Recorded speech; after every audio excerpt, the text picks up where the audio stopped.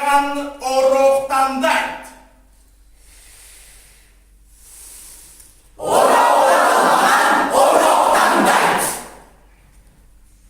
Özündü oylasan, özgünü şer oyla.